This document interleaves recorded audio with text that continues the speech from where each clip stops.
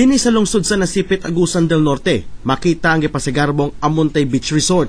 Gawa sa mayong hotel accommodation, pang pamilya ug barkada ang Bali Indonesia-inspired cabana nga kaya lamang sa budget.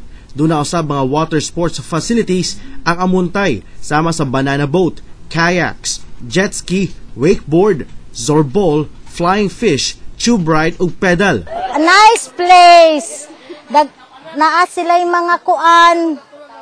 Daghan sila mga room nga nindot nga maka-feel mo nga safe mo. Nga kanang kumpleto na tanan. Well, like, it's different because you can, like, pay for different rides, and all the rides are different, so, like, you can have a different experience every time you go on one.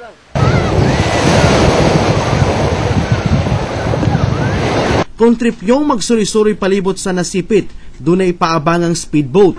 Aside from our rooms, we especially offer the water sports we have, which we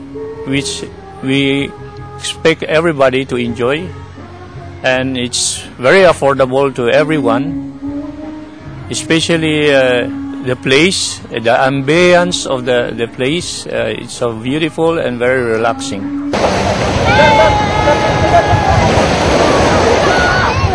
Karong umaabot nga taas-taas nga bakasyon, doon ay ihatag nga 30% discounts sa room rates. Kung adventure ang imong gipangita dinhi sa Bukirong Bahin sa Bonbon, Butuan City, makita ang 400 meters nga zipline paingon ug pabalik sa tower.